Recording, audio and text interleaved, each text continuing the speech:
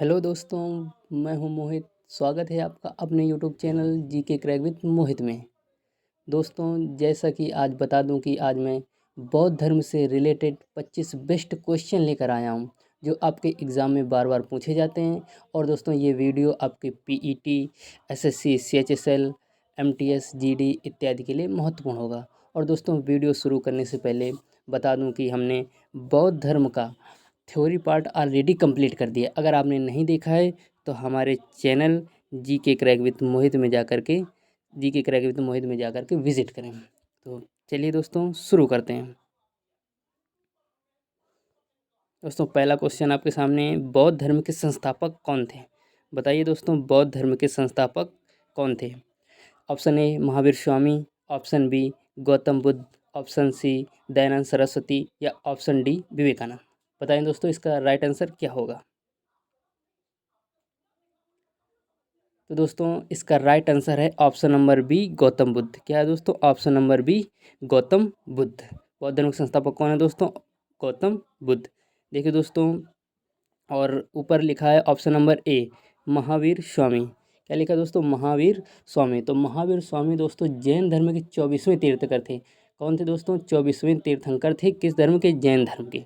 और दोस्तों, option number सी लिखा हुआ है दयानंद सरस्वती। तो दयानंद सरस्वती दोस्तों ये आर्य समाज के संस्थापक थे। कौन थे दोस्तों? आर्य समाज के संस्थापक। और ऑप्शन नंबर डी लिखा हुआ है दोस्तों विवेकानंद। क्या लिखा हुआ दोस्तों? विवेकानंद।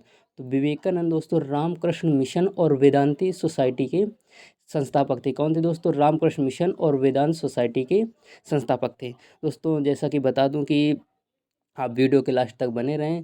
दोस्तों, मैं आपको कुछ एक्स्ट्रा फैक्ट बताता चलूँगा, जहाँ पर ज़रूरी है मैं वहाँ पर आपको सारी जानकारी देता हुआ चलूँगा। दोस्तों, मैं आपको बता दूं कि एंशिएंट हिस्ट्री के टॉपिक वाइज मैं कंप्लीट कर रहा हूं और साथ में बेस्ट क्वेश्चन की प्रैक्टिस भी करवा रहा हूं। तो दोस्तों, और जल्द ही मैं अपने चैनल पर जैसे ही एंशिएंट हिस्ट्री ख़त्म होगी मैं मेडाइवल मॉडर्न लेकर आने वाला हूं। तो दोस्तों, चैनल को सब्सक्राइब कर लीजिए ताकि आपको आपकी तैयारी में अच्छी खासी नॉलेज बढ़े। दोस्तों, जल्द ही अपने यूट्यूब चैनल पे दोस्तों पॉलिटी, जियोग्राफी और साइंस लाने वाला हूं। तो दोस्तों, मेरे साथ चैनल में बने रहें। तो चलिए दोस्तों, अगले क्वेश्चन पर चलते हैं। दोस्तों, अगला क्वेश्चन है, गौतम बुद्ध का जन्म कब हुआ था?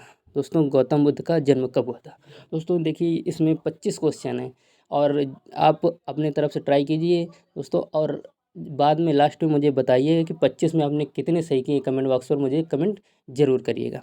तो दोस्तों, दूसरा क्वेश्चन देख लेते हैं, गौतम बुद्ध का जन्म कब हुआ था? तो ऑप्शन नंबर ए हो जाएगा 483 ईसा पूर्व में, या ऑप्शन नंबर बी 563 ईसा पूर्व में, या ऑप्शन नंबर सी 383 ईसा पूर्व में, या ऑप्शन नंबर डी 468 ईसा पूर्व में। तो बताइए दोस्तों, इसका राइट आंसर क्या होगा?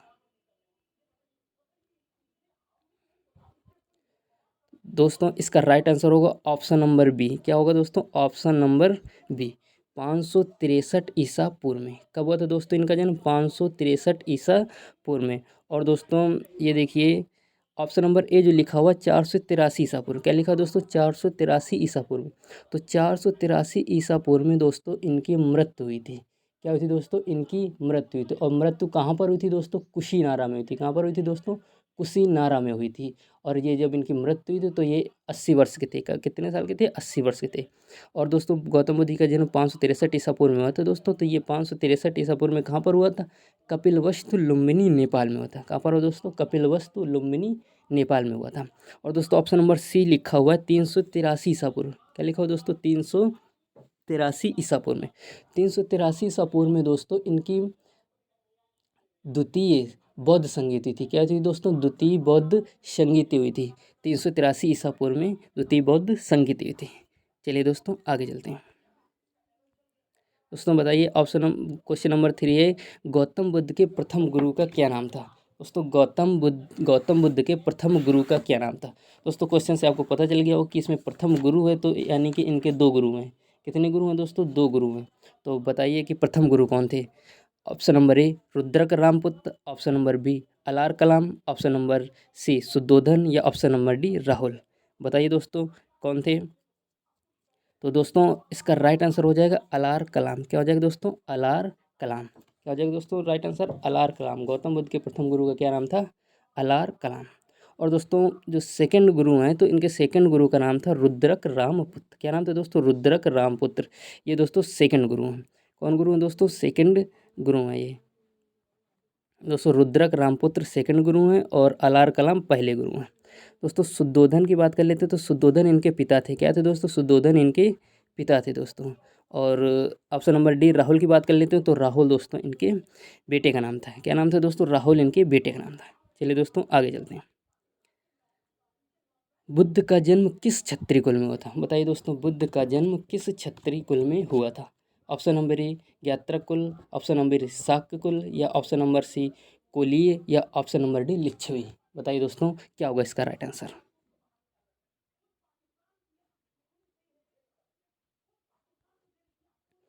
तो दोस्तों इसका राइट आंसर होगा ऑप्शन नंबर बी शाक्य कुल में। किस में हुआ था दोस्तों? शाक्य कुल में हुआ था। किस में हुआ था दोस्तों? शाक्य कुल में। और दोस्तों ऑप्शन नंबर सी आपको जो दिखाई दे रहा है ये दोस्तों कोली वंश, कोली वंश से उनकी माता बिलोंग करती थी। माता का नाम माया देवी या कहीं कहीं महामाया भी बताया जाता है दोस्तों। चलिए दोस्तों आगे चलते हैं। क्वेश्चन नंबर 5, बुद्ध के जन्म का प्रतीक क्या था? बताइए दोस्तों, बुद्ध के जन्म का प्रतीक क्या था? ऑप्शन नंबर ए घोड़ा था, ऑप्शन नंबर बी कमल एवं शाण था, या ऑप्शन नंबर सी पीपल का वृक्ष था, या ऑप्शन नंबर डी स्तूप था। बताइए दोस्तों बुद्ध के जन्म का प्रतीक क्या था? तो इसका राइट आंसर हो जाएगा कमल एवं शाण। ऑप्शन नंबर बी कमल एवं शाण हो जाएगा। क्या होगा दोस्तों? कमल एवं शाण हो जाएगा। और दोस्तों और अन्य ऑप्शन देख लेते हैं कि इसमें जो घोड़ा लिखा हुआ है ऑप्शन नंबर ए पे, तो घोड़ा दोस्तों हो जाएगा इनकी ग्रह त्याग का। क्या हो जाएगा दोस्तों? ग्रह त्याग क्या। और पीपल का वृक्ष दोस्तों आप सभी को पता है कि पीपल के वृक्ष के नीचे इनको ज्ञान की प्राप्ति हुई थी, तो पीपल का वृक्ष इनके ज्ञान का प्रतीक है। क्या है दोस्तों? ज्ञान का प्रतीक है। और स्तूप दोस्तों मृत्यु का प्रतीक है। किसका प्रतीक है? मृत्यु का। और दोस्तों स्तूप कितने हैं? तो दोस्तों स्तूप हैं 8। गौतम बुद्ध के स्तूप कितने? 8 हैं। चलिए दोस्तों आगे चलते हैं। गौतम बुद्ध को कितने वर्ष की अवस्था में ज्ञान की प्राप्ति हुई? बताइए दोस्तों, गौतम बुद्ध को कितने वर्ष की अवस्था में ज्ञान की प्राप्ति हुई? ऑप्शन नंबर ए 29 वर्ष, ऑप्शन नंबर बी 35 वर्ष, ऑप्शन नंबर सी 40 वर्ष, या ऑप्शन नंबर डी 45 वर्ष। देखिए दोस्तों इसमें क्या होता है कि जो ऑप्शन नंबर, वैसे तो इसका राइट आंसर दोस्तों हो जाएगा ऑप्शन नंबर बी। क्या हो जाएगा दोस्तों? ऑप्शन नंबर बी 35 वर्ष। क्या हो जाएगा दोस्तों? 35 वर्ष। लेकिन दोस्तों ऑप्शन नंबर ए जो लिखा हुआ है ये लिखा हुआ 29 वर्ष। तो दोस्तों 29 वर्ष की अवस्था में इन्होंने ग्रह त्याग किया था। क्या किया था दोस्तों? ग्रह त्याग कर दिया था। 29 वर्ष की अवस्था में ये ग्रह छोड़ करके वन की ओर निकल पड़े थे, ज्ञान की प्राप्ति की ओर निकल पड़े थे दोस्तों। 29 वर्ष की अवस्था में ये ग्रह त्याग देते हैं। और जिस घटना को दोस्तों महाविनिष्क्रमण कहा जाता है, ग्रह त्याग की घटना को क्या कहा जाता है? महाविनिष्क्रमण कहा जाता है। चलिए दोस्तों आगे चलते हैं।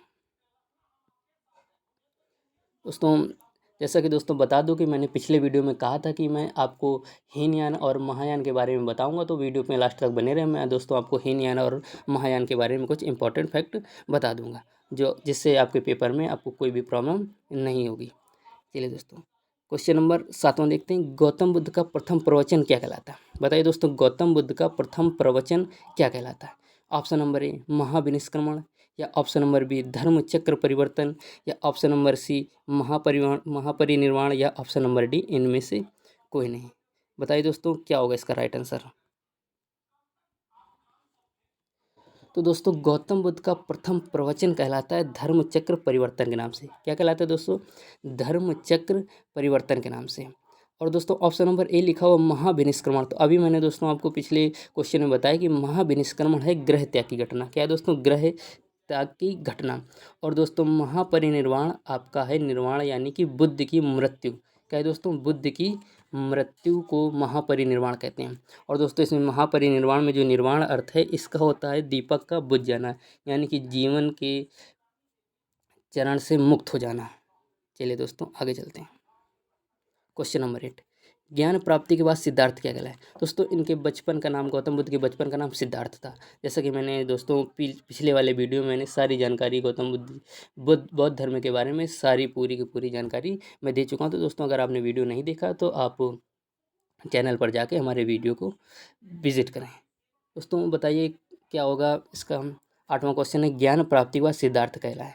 तो ऑप्शन नंबर ए महापुरुष कहलाए, या ऑप्शन नंबर बी भगवान कहलाए, या ऑप्शन नंबर सी बुद्ध कहलाए, या भिक्षु कहलाए। ऑप्शन नंबर डी, बताइए दोस्तों क्या कहलाए। बताइए दोस्तों क्या कहलाए। ऑप्शन नंबर ए भगवान कहलाए, ऑप्शन नंबर ए महापुरुष कहलाए, ऑप्शन नंबर बी भगवान कहलाए, या ऑप्शन नंबर सी बुद्ध कहलाए, या ऑप्शन नंबर डी भिक्षु कहलाए। ज्ञान प्राप्ति के बाद दोस्तों ये क्या कहलाए।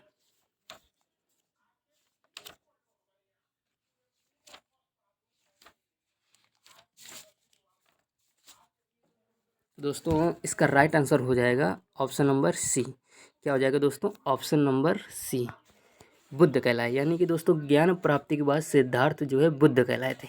क्या कहलाए थे दोस्तों, बुद्ध कहलाए थे। और ऑप्शन नंबर ए जो लिखा हुआ है दोस्तों महापुरुष, क्या लिखा हुआ दोस्तों महापुरुष। तो महापुरुष दोस्तों हीनयान संप्रदाय के लोग सिद्धार्थ को या गौतम बुद्ध को महापुरुष मानते थे।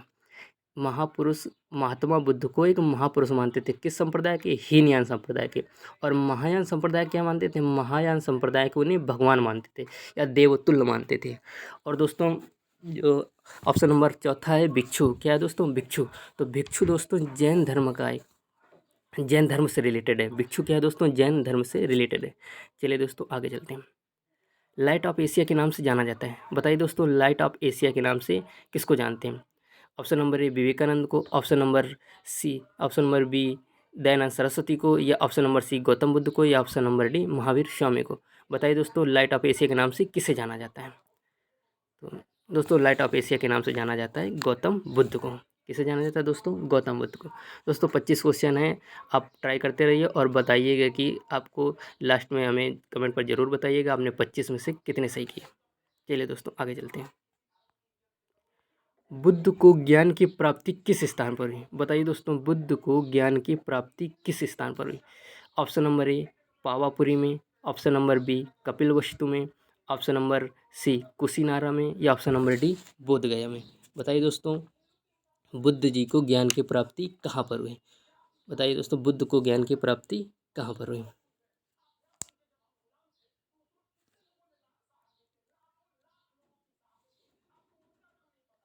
तो इसका राइट आंसर हो जाएगा दोस्तों बोधगया बिहार में। कहाँ पर हुई दोस्तों, बोधगया बिहार में हुई। कहाँ पर हुई दोस्तों, बोधगया बिहार में। और पीपल के वृक्ष के नीचे पुनपुन नदी के तट पर। ओके दोस्तों। और दोस्तों ऑप्शन नंबर बी लिखा हुआ कपिल वस्तु, कपिल वस्तु इनका जन्म स्थान है, कुशीनारा इनके मृत्यु स्थान है, और पावापुरी दोस्तों जैन धर्म के महावीर स्वामी से रिलेटेड है दोस्तों। चलिए दोस्तों आगे चलते हैं। बुद्ध को किस नदी के किनारे ज्ञान की प्राप्ति हुई। बताइए दोस्तों बुद्ध को किस नदी के किनारे ज्ञान की प्राप्ति हुई। ऑप्शन नंबर ए निरंजना नदी, ऑप्शन नंबर बी यमुना नदी, ऑप्शन नंबर सी विस्तता नदी, या ऑप्शन नंबर डी केन नदी। बताइए दोस्तों किस नदी के किनारे इनको ज्ञान की प्राप्ति हुई। तो दोस्तों इसका राइट आंसर हो जाएगा ऑप्शन नंबर ए निरंजना नदी। निरंजना नदी को फल्गु नदी या पुनपुन की नदी भी बोलते हैं। चलिए दोस्तों आगे चलते हैं। जातक किस धर्म का पवित्र ग्रंथ है। बताइए दोस्तों जातक किस धर्म का पवित्र ग्रंथ है। तो ऑप्शन नंबर ए जैनियों का, ऑप्शन नंबर बी बौद्धों का, ऑप्शन नंबर सी पारसियों का, या ऑप्शन नंबर डी वैष्णव का। बताइए दोस्तों जातक किस धर्म का पवित्र ग्रंथ है। तो दोस्तों इसका राइट आंसर हो जाएगा ऑप्शन नंबर बी बौद्धों का। किसका हो जाएगा दोस्तों, बौद्धों का। चलिए दोस्तों आगे चलते हैं। बौद्ध ग्रंथ पिटकों की रचना किस भाषा में की गई थी। दोस्तों इसमें त्रिपिटक हुए थे, विनय पिटक, सुत्त पिटक और अधिधम पिटक। तो बताइए दोस्तों इनमें से बौद्ध ग्रंथ जो पिटक हैं वो इनकी रचना किस भाषा में की गई थी। तो दोस्तों जैसा कि आप सभी को पता है कि इन्होंने पहला प्रवचन धर्म चक्र परिवर्तन के नाम से इनका पहला प्रवचन हुआ था, जो इन्होंने पाली भाषा में दिया था, और इनके पिटकों की रचना भी पाली भाषा में ही हुई थी। चलिए दोस्तों आगे चलते हैं। बौद्ध धर्म एवं जैन धर्म दोनों के उपदेश किसके शासनकाल में दिए गए। बताइए दोस्तों बौद्ध धर्म एवं जैन धर्म दोनों के उपदेश किसके शासनकाल में दिए गए। किसके शासनकाल में दिए गए। ऑप्शन नंबर ए बिंबिसार के, ऑप्शन नंबर ए बिंदुसार के, या ऑप्शन नंबर सी अशोक के, या ऑप्शन नंबर डी अकबर के। बताइए दोस्तों किसके शासनकाल में बौद्ध धर्म एवं जैन धर्म दोनों के उपदेश दिए गए। तो दोस्तों इसका राइट आंसर हो जाएगा ऑप्शन नंबर ए बिंबिसार। क्या हो जाएगा दोस्तों, बिंबिसार। बिंबिसार दोस्तों कौन था? तो बिंबिसार दोस्तों हर्यक वंश का संस्थापक माना जाता है। किसको माना जाता है? हर्यक वंश का संस्थापक माना जाता है। और ये दोस्तों हर्यक वंश कहाँ पर था? तो मगध में था। कहाँ पर दोस्तों? मगध में। बिंदुसार कौन हो? बिंदुसार ऑप्शन नंबर बी लिखा है बिंदुसार। तो बिंदुसार के बारे में जान लेते हैं दोस्तों। बिंदुसार जो था चंद्रगुप्त मौर्य का बेटा था।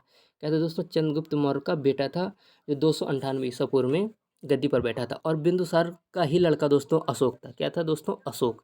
अशोक के बारे में दोस्तों आपको पिछली वीडियो में बता दिया है, लेकिन फिर भी बता देता हूँ दोस्तों कि वही अशोक है जिसने दोस्तों 261 में कलिंग पर आक्रमण किया था, और उसके युद्ध से आहत होकर इसने कभी न शस्त्र उठाने की कसम खाई थी। और दोस्तों ये कलिंग का युद्ध किस इसके अभिलेख में वर्णित है? तो दोस्तों इसके 13वें अभिलेख में वर्णित है। किसमें दोस्तों? 13वें अभिलेख में वर्णित है। और दोस्तों इसके कुल कितने अभिलेख हैं? तो कुल इसके 14 अभिलेख हैं। बृहत अभिलेख कितने हैं दोस्तों? 14 अभिलेख हैं। और दोस्तों एक क्वेश्चन बहुत ही इंपॉर्टेंट बनता है कि अशोक का नाम अशोक यानी कि किस अभिलेख में ये लिखा है कि अशोक का नाम अशोक था? तो दोस्तों किस अभिलेख में लिखा है? दोस्तों लिखा है गिरनार अभिलेख में। किस में लिखा है दोस्तों? गिरनार अभिलेख में। और दोस्तों ऑप्शन नंबर डी लिखा है अकबर। तो अकबर दोस्तों आप सभी जानते हैं कि बाबर के वंश का था अकबर दोस्तों। और अकबर ने ही दीन इलाही धर्म स्टार्ट किया था और मनसबदारी प्रथा भी स्टार्ट की थी। दीन इलाही धर्म का पहला और अंतिम हिंदू मानने वाला कौन था? तो दोस्तों वो था बीरबल। चलिए दोस्तों आगे चलते हैं। बौद्ध धर्म के त्रिरत्न क्या इंगित करते हैं? बताइए दोस्तों, बौद्ध धर्म में जो त्रिरत्न है वो क्या इंगित करते हैं? ऑप्शन नंबर ए सत्य, अहिंसा, दया। ऑप्शन नंबर बी प्रेम, करुणा, क्षमा। या ऑप्शन नंबर सी बुद्ध, धम्म, संघ। या option number D Vinaya Pitaka, सुत्त पिटक, अधिधम पिटक। तो दोस्तों बताइए तो इसका राइट आंसर क्या होगा? दोस्तों इसका राइट आंसर होगा बुद्ध, धम्म और संघ। क्या होगा दोस्तों? बुद्ध, धम्म और संघ। विनय पिटक, सुत्त पिटक और अधिधम पिटक अभी बताए दोस्तों ये त्रिपिटक थे जो पाली भाषा में लिखे गए थे। चलिए दोस्तों आगे चलते हैं। प्रथम बौद्ध संगीति। बताइए दोस्तों प्रथम बौद्ध संगीति की अध्यक्षता किसने की थी? बताइए दोस्तों प्रथम बौद्ध संगीति की अध्यक्षता किसने की थी? Option number A Vasumitra, option number B Sabbakami, या option number D option number C Moggaliputtatissa, या ऑप्शन नंबर डी महाकश्यप ने। बताइए दोस्तों कब की थी? इसका राइट आंसर क्या होगा? तो दोस्तों इसका राइट आंसर होगा ऑप्शन नंबर डी महाकश्यप। क्या होगा दोस्तों? ऑप्शन नंबर डी महाकश्यप होगा। क्या होगा दोस्तों? ऑप्शन नंबर डी महाकश्यप होगा। तो दोस्तों महाकश्यप का प्रथम संगीति कब हुई थी? तो 483 ईसा पूर्व में हुई थी। कहाँ पर हुई थी दोस्तों? राजगृह में हुई थी। तो देखो स्थान बता देता हूँ दोस्तों। प्रथम हुई थी राजगृह में, द्वितीय हुई थी वैशाली में, और तृतीय हुई थी पाटलिपुत्र में, चतुर्थ हुई थी कुंडलवन कश्मीर में। दोस्तों मैं इनको याद करने की एक आपको छोटी सी ट्रिक बता देता हूँ। स्थान याद करने की, कौन कौन सी संगीति कहाँ कहाँ पर हुई थी, लाइन से याद करने की दोस्तों ट्रिक है एक। RVPK।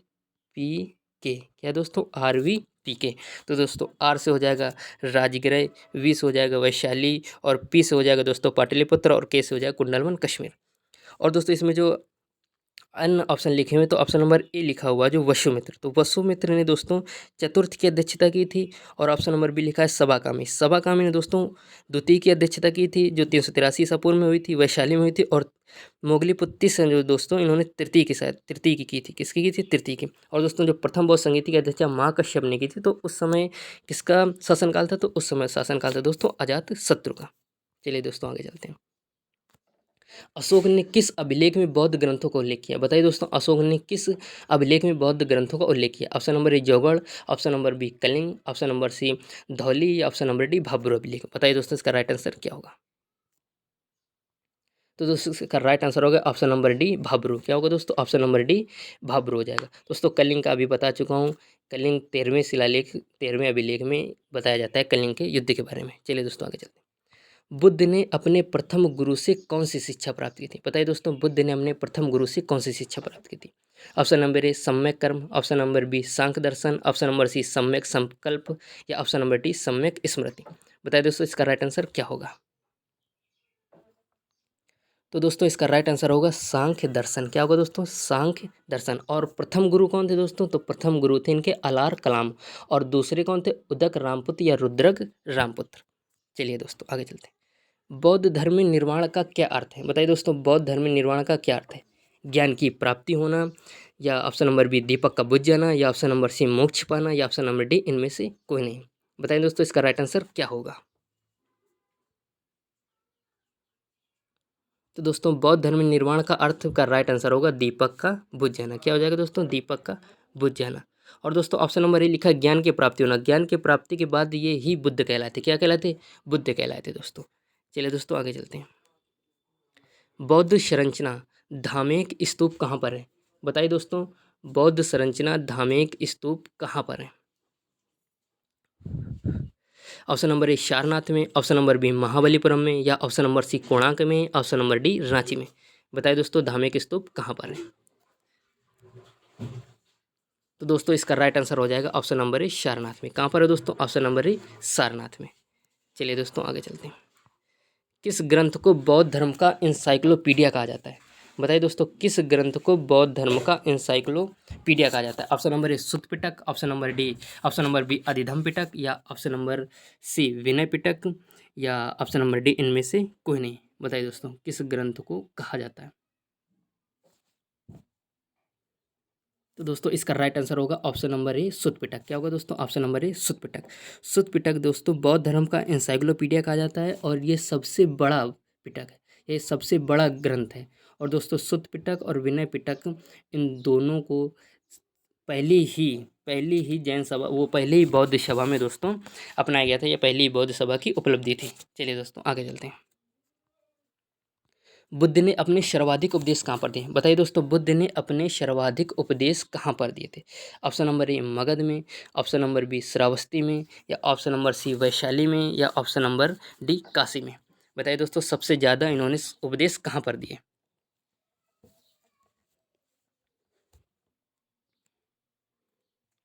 दोस्तों इसका राइट आंसर हो जाएगा श्रावस्ती में दिए। कहाँ पर दिए दोस्तों? श्रावस्ती में। ऑप्शन नंबर बी इसका राइट आंसर हो जाएगा श्रावस्ती में। श्रावस्ती दोस्तों का किस देश की राजधानी थी? तो श्रावस्ती दोस्तों कौशल देश की राजधानी थी। किस देश की राजधानी थी? कौशल देश की राजधानी। और दोस्तों ये ऑप्शन नंबर सी जो लिखा हुआ है वैशाली, तो वैशाली में दोस्तों गौतम बुद्ध ने सबसे पहले बौद्ध धर्म में महिलाओं को प्रवेश की अनुमति दी थी वैशाली में। और सबसे पहली महिला कौन थी? तो वो प्रजापति गौतमी थी, जो इनकी सौतेली माता थी, जिन्होंने इनका पालन पोषण किया था। चलिए दोस्तों आगे चलते हैं। गौतम बुद्ध ने पहली बार महिलाओं के प्रवेश को अनुमति दी, तो ये दोस्तों मैं आपको बता चुका हूँ। इसका राइट आंसर क्या हो जाएगा? इसका राइट आंसर हो जाएगा ऑप्शन नंबर डी वैशाली। क्या हो जाएगा दोस्तों? वैशाली। चलिए दोस्तों आगे चलते हैं। गौतम बुद्ध को कहाँ पर महानिर्वाण प्राप्त हुआ था? बताइए दोस्तों गौतम बुद्ध जी को कहाँ पर महानिर्वाण प्राप्त हुआ था? ऑप्शन नंबर ए कपिलवस्तु में, ऑप्शन नंबर बी मगध में, या ऑप्शन नंबर सी कुशीनारा में, या ऑप्शन नंबर डी बोधगया में। बताइए दोस्तों कहाँ पर हुआ था? तो इसका राइट आंसर हो जाएगा दोस्तों ऑप्शन नंबर सी। क्या हो जाएगा दोस्तों? ऑप्शन नंबर सी कुशीनारा में। कहाँ पर हो जाएगा दोस्तों? Option number C Kushinara. Kushinara इस समय कहाँ पर? इस समय दोस्तों उत्तर प्रदेश में। और इनकी मृत्यु 80 वर्ष की अवस्था में हुई थी और 483 ईसा पूर्व में थी। कब हुई थी दोस्तों? 483 में हुई थी। कब हुई थी? 483 BC में हुई थी दोस्तों। और दोस्तों ऑप्शन नंबर एक कपिलवस्तु लुम्बिनी नेपाल इनका जन्म स्थान है। Option number D Bodhgaya Bihar इनका ज्ञान स्थान है। और मगध दोस्तों, मगध से ही अशोक बिलोंग करता था, जो जिसने 8 स्तूप या 84,000 स्तूप बनवाए थे दोस्तों। 8 स्तूप बनवाए थे। चलिए दोस्तों आगे चलते हैं। कौन सा शासक बुद्ध के समकालीन नहीं था? बताइए दोस्तों कौन सा शासक बुद्ध के समकालीन नहीं था? Option number A Ashoka, option number B Udayan, option number C Ajatashatru, या ऑप्शन नंबर डी बिंबिसार। बताइए दोस्तों कौन सा शासक बुद्ध के समकालीन नहीं था? तो इसका राइट आंसर हो जाएगा ऑप्शन नंबर ए दोस्तों अशोक। देखिए दोस्तों अशोक ने बौद्ध धर्म अपनाया था, ना कि बुद्ध के समकालीन थे। बुद्ध के समकालीन उदयन था, अजातशत्रु था और बिंबिसार था। ओके दोस्तों, अजातशत्रु, बिंबिसार और उदयन तीनों बुद्ध के समकालीन थे। चलिए दोस्तों आगे चलते हैं। तो दोस्तों आज के लिए इतना ही। और दोस्तों मैं आपको बताने वाला था हीनयान और महायान के बारे में। हीनयान और महायान के बारे में थोड़ी जानकारी दोस्तों दे देता हूँ।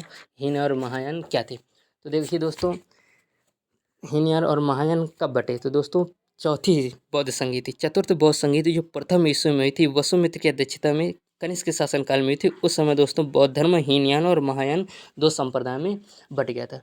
दोस्तों जो हीनयान संप्रदाय था, तो हीनयान संप्रदाय महात्मा बुद्ध द्वारा स्थापित मूल धर्म था। हीनयान को महात्मा बुद्ध द्वारा स्थापित मूल धर्म माना जाता है। और हीनयान में दोस्तों बुद्ध को एक महापुरुष मानते थे। क्या दोस्तों? बुद्ध को एक महापुरुष के रूप में मानते थे। और दोस्तों ये लोग मूर्ति पूजा पे विश्वास नहीं करते थे। किसमें दोस्तों? मूर्ति पूजा पे विश्वास नहीं करते थे और ये सन्यासी जीवन जीना चाहते थे। हीनयान संप्रदाय के लोग सन्यासी जीवन जीने पर बल देते थे। जबकि महायान क्या था? महायान दोस्तों बुद्ध की उपासना करते थे या बुद्ध को भगवान के स्वरूप मानते थे।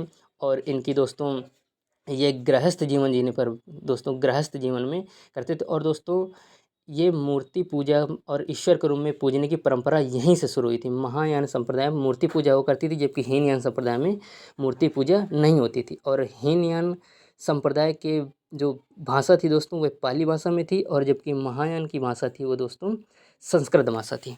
चलिए दोस्तों आज के लिए इतना ही।